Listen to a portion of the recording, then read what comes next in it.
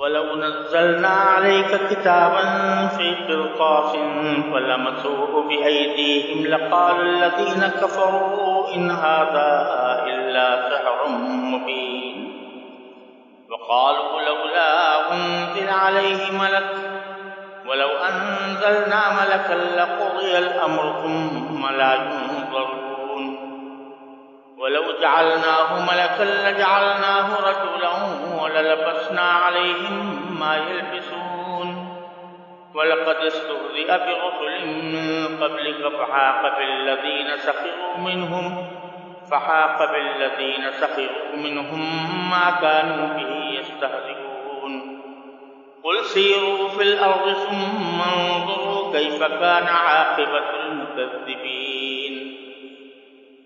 یہ سورہ انعام کی آیت نمبر 7 سے نمبر 11 تک میں نے آپ کے سامنے تلاوت کی ہے۔ اس آیت کریمہ میں اللہ تبارک و تعالیٰ نے مشرکین عرب کی ایک ہٹ درمی کا ذکر فرمایا ہے، اور وہ یہ کہ اگرچہ رسول کریم سرورت عالم صلی اللہ علیہ وسلم کی طرف سے بہت سے معجزات ان کے سامنے آ چکے تھے، رسول کریم سرورت عالم صلی اللہ علیہ وسلم کا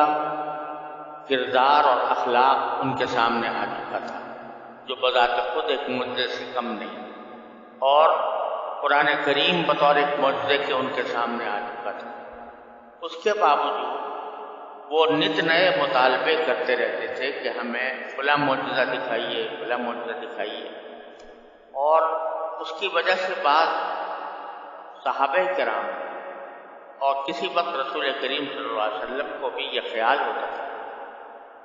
اپنی امت پر شفقت کی وجہ سے کہ جو کہہ رہے ہیں کہ ہمیں فلاں معجزہ دکھا دیجیے تو دکھائی دیا جائے تاکہ یہ ایمان لے آئے، اور اللہ تعالیٰ کی طرف سے وہ دکھایا نہیں جا رہا تھا، تو بعض اوقات دل میں یہ خیال ہوتا تھا کہ ہم ان کی ہدایت کے لیے اگر جتنی کوشش کر سکتے ہیں وہ کر لیں۔ تو اللہ تبارک و تعالیٰ نے اس صورتحال کے اوپر ان آیات کریمہ میں تبصرہ کرا۔ ان کا ایک مطالبہ یہ تھا کہ وہ ہمارے پاس کتاب براہ راست کو نہیں آ جاتی، یہ رسول کریم صلی اللہ علیہ وسلم پر نازل ہو کر جو ہمیں پہنچائی جاتی ہے، اس کے بجائے براہ راست ہم پر کتاب نازل ہو۔ اور بعض اوقات ان کا مطالبہ یہ ہوتا تھا کہ کوئی فرشتہ آ جائے رسول بن کر، یا کم از کم رسول کریم صلی اللہ علیہ وسلم کی تصدیق کے لیے، تو ہمیں یقین آ جائے کہ واقعی آپ اللہ کے پیغمبر ہیں۔ تو ان مطالبات پر اللہ تعالیٰ نے ان آیات کریمہ میں تبصرہ فرمایا ہے اور ان شبہات کا جواب دیا ہے۔ تو یہاں پہلے میں ان آیات کا ترجمہ عرض کرتا ہوں، اس کے بعد پھر اس کی تھوڑی سی تشریح۔ قرآن کریم میں اللہ تبارک و تعالیٰ فرماتے ہیں کہ اگر ہم تم پر کوئی ایسی کتاب نازل کر دیتے جو کاغذ پر لکھی ہوئی ہوتی، پھر یہ اسے اپنے ہاتھوں سے چھو کر بھی دیکھ لے، تو جن لوگوں نے کفر اپنا لیا ہے وہ پھر بھی یہی کہتے کہ یہ کھلے ہوئے جادو کے سوا کچھ نہیں، اور یہ لوگ کہتے ہیں کہ اس پیغمبر پر کوئی فرشتہ کیوں نہیں اتارا گیا، حالانکہ اگر ہم کوئی فرشتہ اتار دیتے تو سارا کام ہی تمام ہو جاتا، پھر ان کو کوئی مہلت نہ دی، اور اگر ہم فرشتے ہی کو پیغمبر بناتے تب بھی اسے کسی مرد ہی کی شکل میں بناتے، اور ان کو پھر ہم اسی شبے میں ڈال دیتے جس میں یہ اب مبتلا ہے۔ اور اے پیغمبر، حقیقت یہ ہے کہ تم سے پہلے بھی بہت سے رسولوں کا مذاق اڑایا گیا ہے، لیکن نتیجہ یہ ہوا کہ ان میں سے جن لوگوں نے مذاق اڑایا تھا ان کو اسی چیز نے آ گھیرا جس کا وہ مذاق اڑایا کرتے تھے۔ ان کافروں سے کہو کہ ذرا زمین میں چلو پھرو، پھر دیکھو کہ پیغمبروں کو جھٹلانے والوں کا کیسا انجام ہوا۔ ان آیات میں پہلے تو ان کے اس مطالبے کا ذکر ہے کہ وہ کہتے تھے کہ ہمارے اوپر کتاب براہ راست نازل ہو جائے، اور وہ کتاب کسی کاغذ پر لکھی ہوئی ہو۔ تو اللہ تبارک و تعالیٰ فرما رہے ہیں کہ یہ ان کا مطالبہ سوائے ہٹ درمی کے کچھ اور نہیں ہے۔ اگر بالفرض ہم ان کو کتاب کاغذ پر لکھی ہوئی اتار کر بھی نازل کرتے ہیں، ہاتھوں سے اس کو چھو کر بھی دیکھ لیں، پھر بھی یہ اس پر ایمان نہیں لایا، یعنی انہوں نے طے کر رکھا ہے کہ ہمیں ایمان نہیں لانا، تو اب وہ اگر یہ ان کا مطالبہ پورا کر بھی دیا جائے تو بھی ہمارا علم ازلی یہ فرماتا ہے کہ یہ ایمان لانے والے نہیں ہیں۔ چنانچہ فرمایا فَلَوْ نَزَّلْنَا عَلَيْكَ كِتَابًا فِي قِرْطَاسٍ، اگر ہم تم پر کوئی ایسی کتاب نازل کرتے جو کاغذ پر لکھی ہوئی ہو، فَلَمَسُوهُ بِأَيْدِيهِمْ، پھر یہ اسے اپنے ہاتھوں سے چھو کر بھی دیکھیں تو لَقَالَ الَّذِينَ كَفَرُوا، جن لوگوں نے کفر اپنا ہی رکھا ہے وہ پھر بھی یہی کہیں گے کہ ان ھذا الا سحر مبین، یہ کھلے ہوئے جادو کے سوا کچھ نہیں۔ جس طرح قرآن کریم جو ایک بذات خود معجزہ ہے، اس کے بارے میں بھی یہ لوگ کہہ رہے ہیں کہ یہ ایک جادو ہے، بعض اوقات جادو کہہ دیتے ہیں، بعض اوقات شاعری کہہ دیتے ہیں۔ اسی طرح اگر یہ کتاب بھی اس طرح نازل کر دی جائے تب بھی وہ اس کو جادو کہیں گے، اور کتاب ان کے اوپر نازل کرنے کا مقصد یہ ہے کہ وہ یہ چاہتے ہیں کہ ہمارے پاس براہ راست ہر ایک آدمی کے پاس کتاب اللہ آتے ہیں۔ تو اللہ تعالیٰ کی سنت یہ ہے کہ کبھی کتاب بغیر پیغمبر کے نہیں پہنچتی، پیغمبر بغیر کتاب کے آ جاتے ہیں لیکن کتاب بغیر پیغمبر کے نہیں آتی، اور وجہ یہ ہے کہ کتاب کبھی بھی کسی انسان کی زندگی میں اصلاح کرنے کا ذریعہ نہیں ہے۔ کوئی بھی علم و فن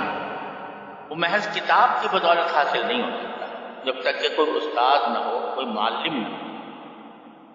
تو اگر ان کے پاس ہر ایک کے پاس ایک کتاب آ کر اتر جاتی اور اس کے کاغذ پہ لکھی ہوئی اور اس کو یہ ہاتھ لگا کے بھی دیکھ لیتے تو یہ اپنے آپ کو رسول سے مستغنی سمجھتے،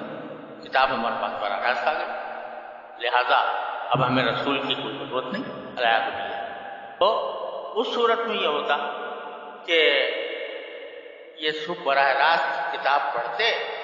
اور کتاب پڑھ کے بجائے فائدہ اٹھانے کے گمراہ، کیونکہ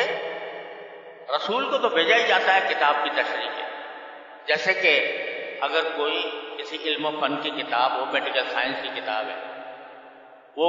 ایک عام آدمی کے سامنے آ جائے اور وہ اس کو پڑھ کے ڈاکٹر بننا چاہے تو نہیں بن سکتا جب تک کہ کسی استاد سے تربیت حاصل نہ کرے۔ تو اللہ تعالیٰ کی حکمت یہ ہے کہ وہ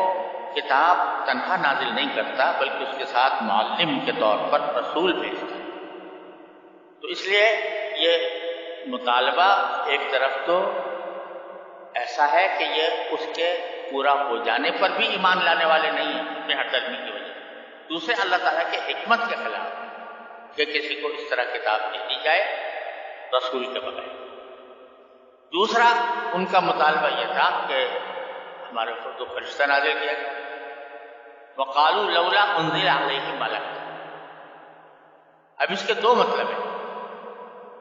ایک مطلب یہ ہے، دونوں قسم کے ان کے مطالبات تھے۔ ایک مطالبہ تو یہ تھا کہ ہمیں انسان کیوں پیغمبر بنا کے بھیجا جا رہا ہے، ہمارا جیسا انسان جو کھاتا ہے، پیتا ہے، چلتا ہے، پھرتا ہے، تو کوئی فرشتہ آتا جو ہمیں پیغمبر بن کر آتا تو ہمیں اللہ کا پیغام پہنچاتا۔ دوسرا بات ذرا تھی کہ بعض ان میں سے یہ کہتے تھے کہ ان رسول کے ساتھ کوئی فرشتہ آتا۔ کیا ایک روایت میں آتا ہے کہ کسی نے مطالبہ کیا تھا کہ ٹھیک ہے ہم آپ کی بات مان لیں گے لیکن بشرطے کہ آپ 4 فرشتے ہوں جو آئیں اور آ کر ہم کو بتائیں کہ یہ واقعی اللہ کا پیغام ہے۔ تو دونوں باتوں کا یہاں جواب ہے کہ قرآن کیوں ایک فرشتے پر نازل نہیں ہوا، فرشتے کو کیوں رسول بنا کر نہیں بھیجا گیا، یا فرشتوں کو تمہارے سامنے تصدیق کر کے کیوں نہیں بھیجا، تصدیق کرنے کے لیے کیوں نہیں بھیجا۔ تو اس کے 2 جواب دیے اللہ تعالیٰ۔ جواب یہ ہے کہ پہلے تو یہ ذرا سوچو کہ فرشتہ اگر آئے تو اپنی اصلی شکل میں آئے یا انسان کی شکل میں آئے۔ اگر فرشتہ اپنی اصل شکل میں آتا ہے تو ان کے اندر طاقت نہیں ہے کہ اس کو دیکھیں، کیونکہ فرشتے کی جو حیت اللہ تعالیٰ نے بنائی ہے وہ انسانوں کے لیے ایک ایسی شکل ہے کہ جس کو دیکھ کر انسان ڈر جائے. یہاں تک کہ خود رسول کریم صلی اللہ علیہ وسلم کے سامنے جب حضرت جبریل امین علیہ السلام اصلی فرشتے کی صورت میں ظاہر ہوئے تو آپ پر غشی طاری ہوئی. تو انسان کے اندر فرشتے کو اپنی اصل صورت میں دیکھنے کی طاقت ہی نہیں. اس لیے فرماتے ہیں وَلَوْ أَنزَلْنَا مَلَكًا لَقُضِيَ الْأَمْرُ، اور اگر ہم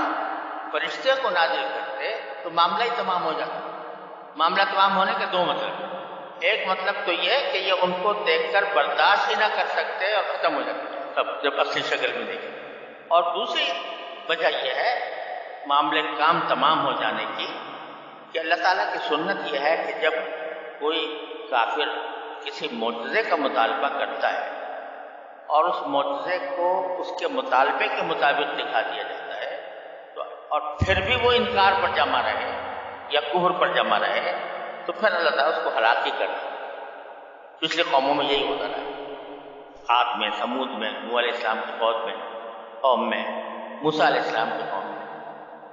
کہ جب ان کے منہ مانگے معجزات دکھا دیے گئے اور پھر بھی وہ ایمان نہ لائے تو پھر ان کو مہلت نہیں ملی، پھر ان کو عذاب ہی میں گرفتار کر دیا. تو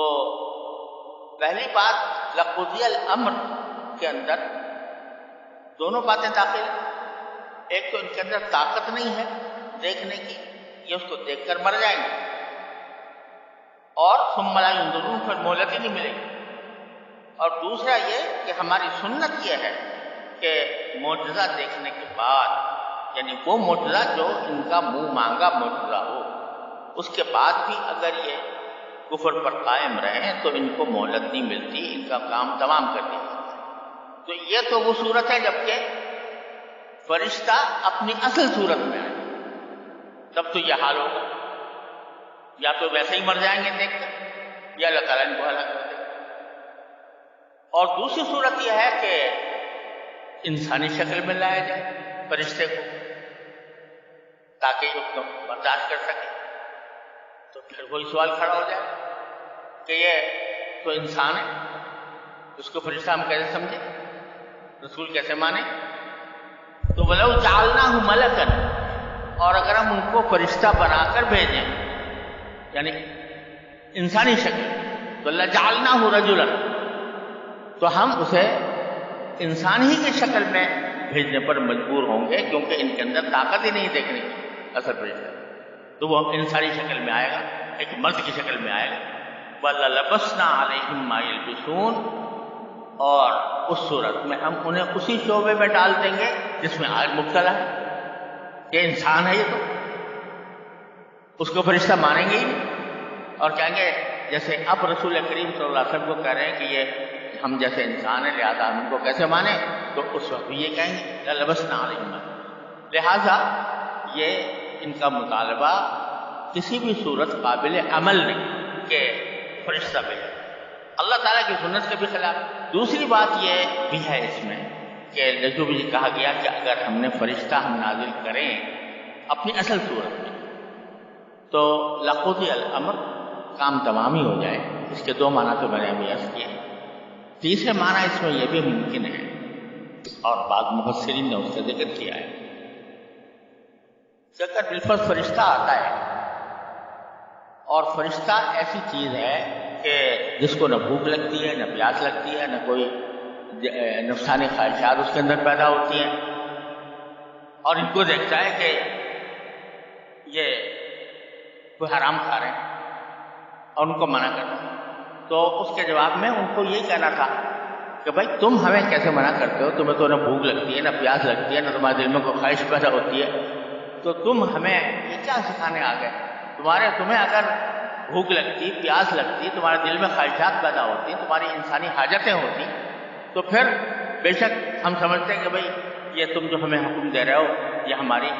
فطرت کے عین مطابق ہے. لیکن فرشتہ اگر آتا تو وہ کہتا کہ یہ تم، بلکہ فرشتہ جو ہے ہو سکتا ہے کسی مباح چیز کے بارے میں یہ کہہ دیتا کہ تم غلط کر رہے ہو، تو اس لیے اس کو کوئی پتہ ہی نہیں تھا کہ اس کے اندر اس کی باقی ضرورت ہے، اس کی باقی حاجت ہے. تو پتہ ہی نہیں ہوتا،